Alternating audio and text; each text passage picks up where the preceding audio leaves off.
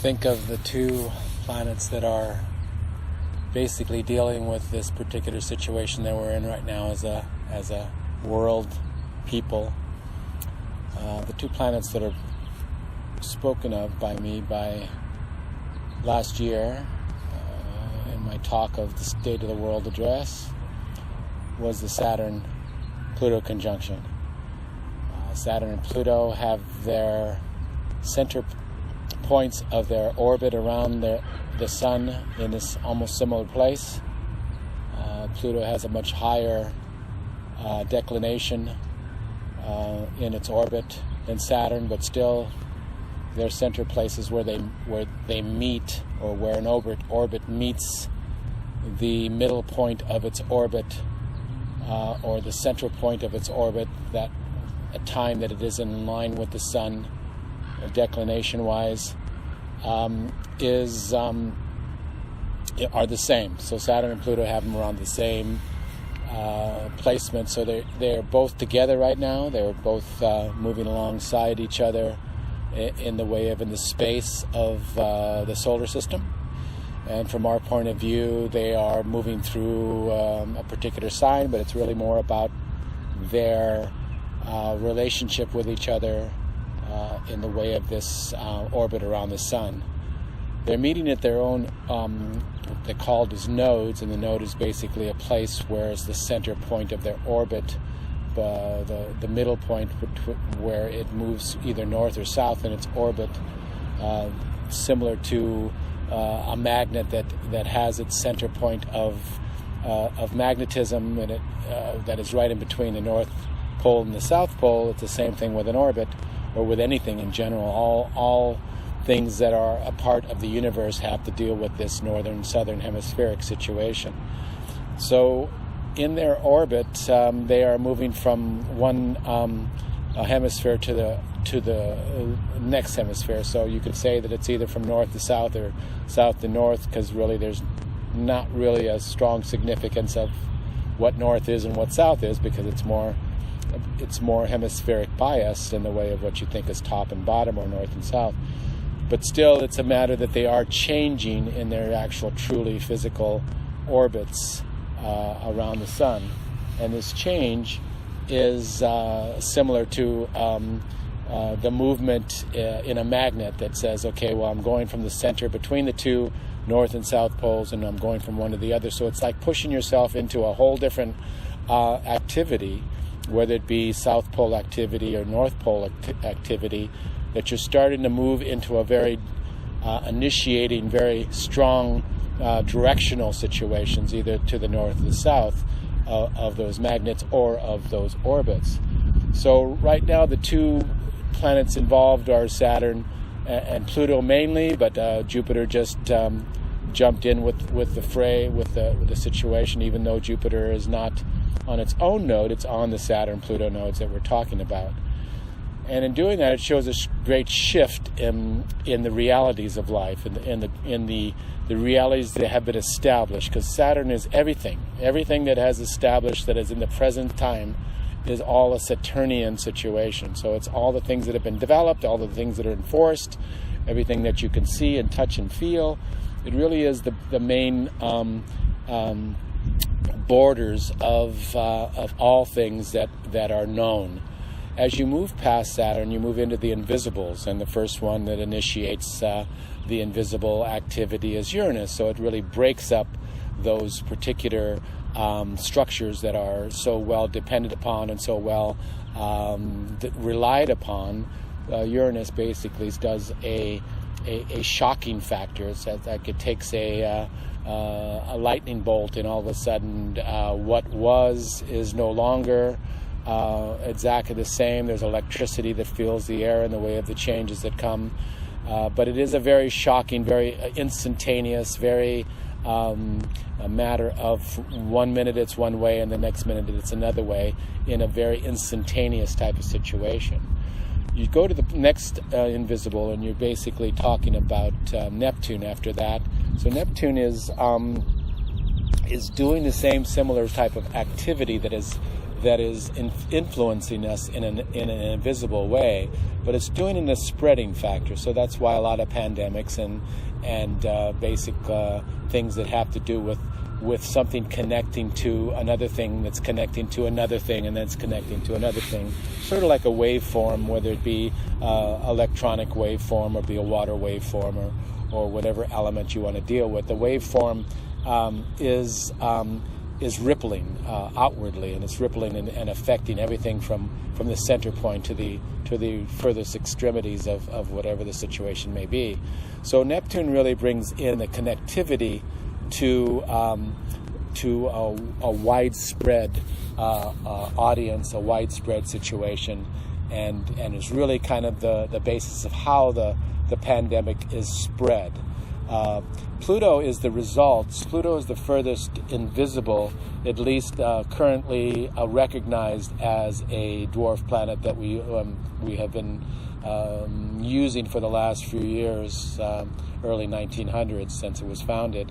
But it is really, what it's doing is it's the representative, it's the actual first object, first dwarf planet that we have recognized in what's called the Kuiper Belt. And the Kuiper Belt is the far-reaching areas of our solar system that begin this field of or belt of dwarf planets or objects that are similar to Pluto. Some having very erratic orbits, especially in their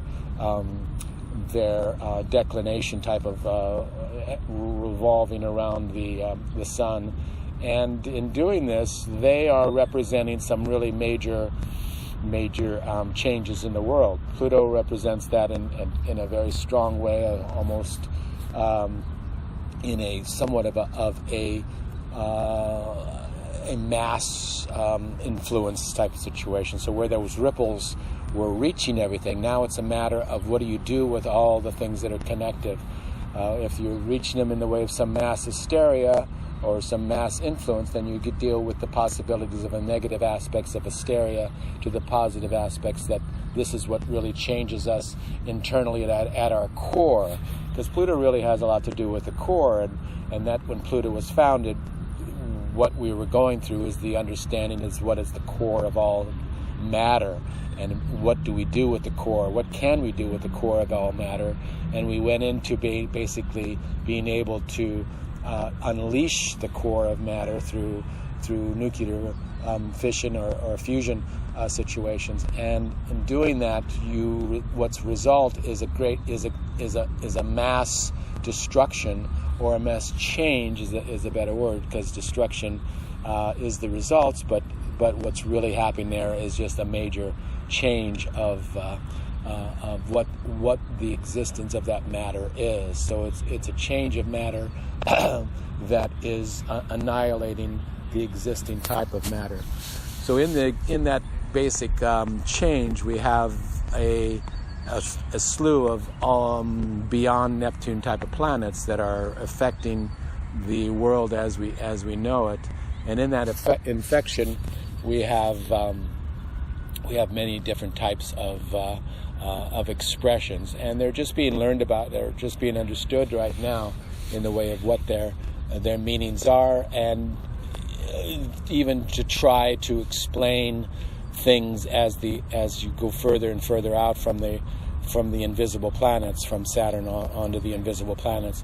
To put faces on them is trying to make them into something that is within the Saturn borders. So Saturn really wants to say, okay, I understand that to a point of being able to bring a scientific understanding to it, an actual tangible understanding to it. And in doing that, you're coming back into a realm that has a need to do that, has a strong need to actually put a face on something. And when you deal with the external planets, the Uranus through moving further and further out in the orbits of these planets, you're dealing with activity that is undefinable. We can get an idea through time as to how they're actually influencing us. And a good example is now that we have this conjunction of Pluto and Saturn and for that matter, Mars and Jupiter, right about this time that I'm speaking about this, or talking about this subject, you are dealing with things that are able to give a little bit of an inclination of what these outer invisibles are doing, but never ever able to say that this is exactly who they are. So with Pluto and Saturn will be the visible, the most important visible of all of our orbits. It's giving us a very grounded, very matter of fact, very scientific, very tangible handling type of activity, is now giving way to being able to have Pluto speak through it. And Pluto speaking through Saturn is able to give us some inkling of what Pluto is all about. But at the same time, Pluto is the main invisible, and the main invisible is not able to give concrete awareness to what it is until it goes through a visible planet, especially the most powerful and most influential visible planet, which would be Saturn. So we are getting the inklings of basic some percentage of what Pluto is all about with this Saturn-Pluto conjunction, and for that matter, the other ones within that, which are Jupiter and Mars, all the planets that are beyond our orbit, which is the Earth's orbit. We have Mars, and then we have Jupiter, and then we have Saturn, are all three together, which is very, very strong situation with regards to external world situations, or the things that deal with society, because those are the planets that really have more to do with others and of things that do with situations of society. So those three planets are really being able to talk, or Pluto is able to talk, if you can say that it's really talking through the visible planets. So Pluto is saying things that we should listen to, but even in listening to them, they have to go through this filter of these other visible planets, and at least the visible planets are going to give you a good inkling of what Pluto's trying to say now. So what is Pluto trying to say, and what is Saturn trying to convey, and what is Jupiter trying to convey, and what is Mars trying to convey, is all interpretation, because it's a matter of that the invisibles cannot be pinned down in the way of say, trying to put a thumbtack on space that is right in front of you. So try and put a thumbtack on the actual air that is right in front of you. It's not a possibility, and it's not something that you can actually say that you have a full understanding of. But you can get inklings, and that's what we're seeing inklings now. So what is it that we're seeing? The main thing I spoke about a few months ago was that there would be people that are basically Saturn based. So things that are dealing with having power within the realms of the visible. So those that have accomplished, those that are in positions, those that are in certain powerful situations, will be seen as not as strong as powerful. It will almost be as if they are being undermined by this invisible force. And this invisible force, normally they have the ability to deal with things that are visible. So they're really good at being able to know who their rivalries are, what the structures are that you move from one bottom of the mountain to the top of the mountain. But they're still dealing with those realities of life, which are Saturnian, but now they have a Plutonian factor of unknown. So it's the invisible man, you could say, or woman, or situation that's at the door that they don't know how to deal with. So a lot of their power is lost from that inability to know what they're dealing with, because that's where they got their strength in the past. They got their strength from dealing with what was known, and now they're basically having to deal with what is not known.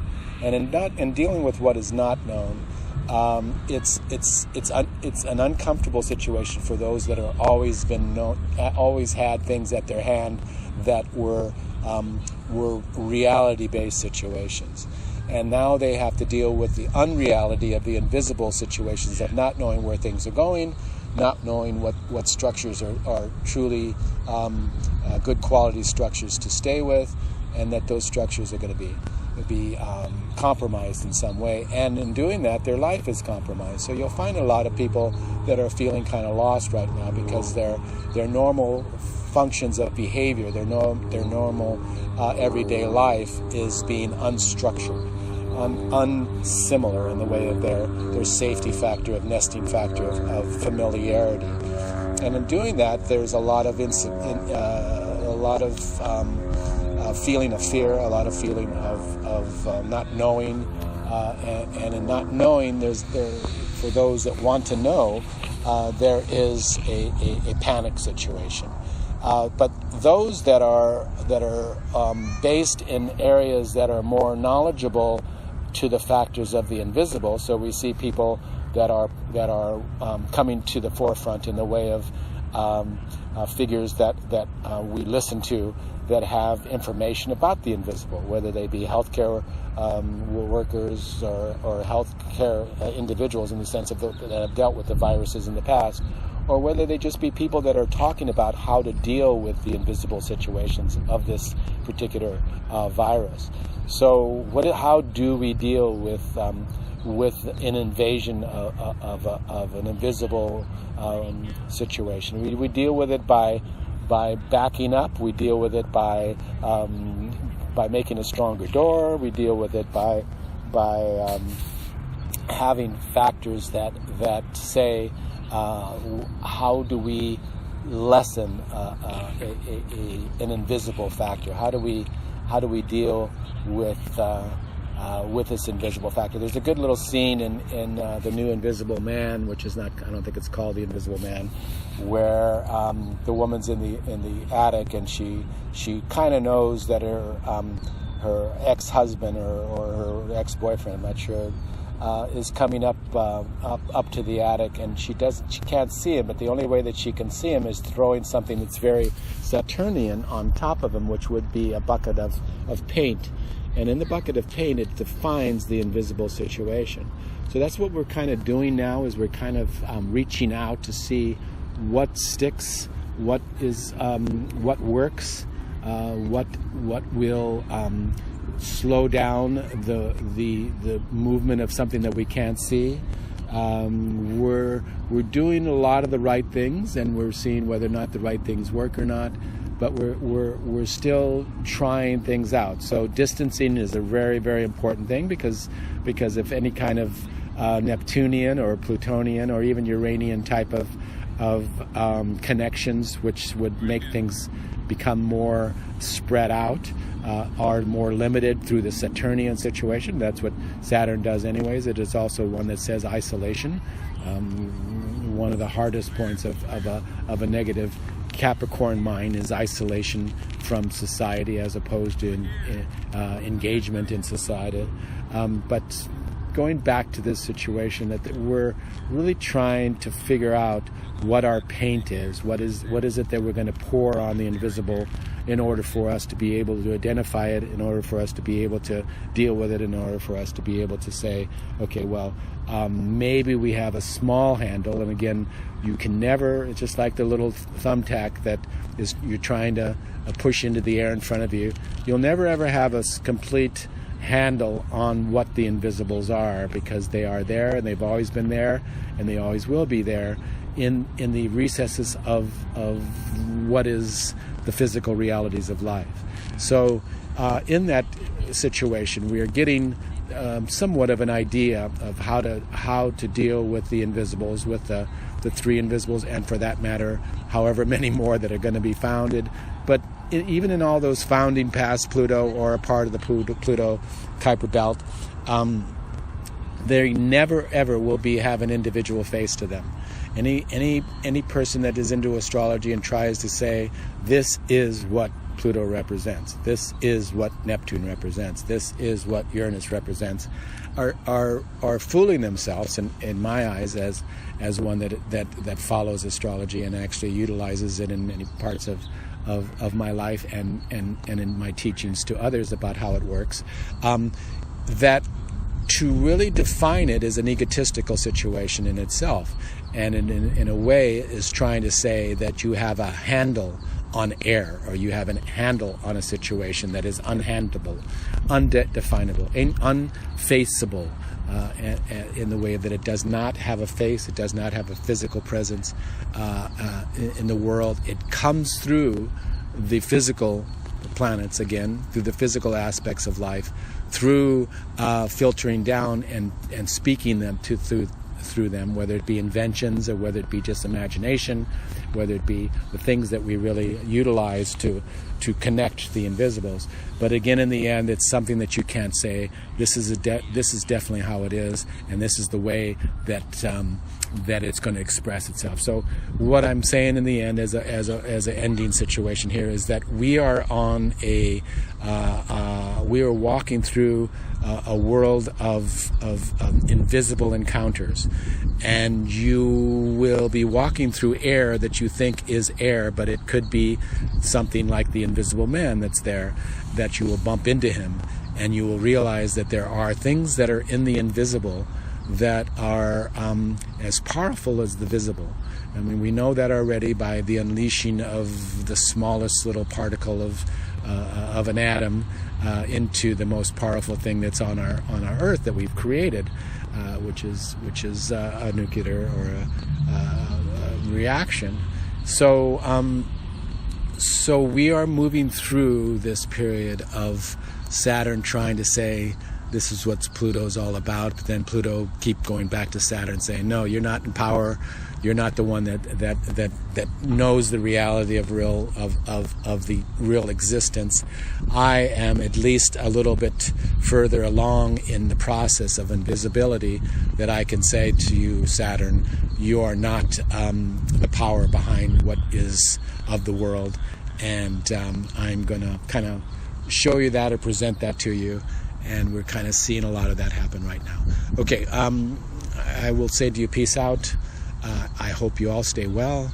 I hope that this encounter is a very a learning encounter, and one that will, in the end, give us a better understanding of our internal self, of our eternal self, and in the end be something that's very, very strongly something we can grow from, and something that we can get in a better place spiritually and physically in all matters where that's concerned. Okay, peace out, take care.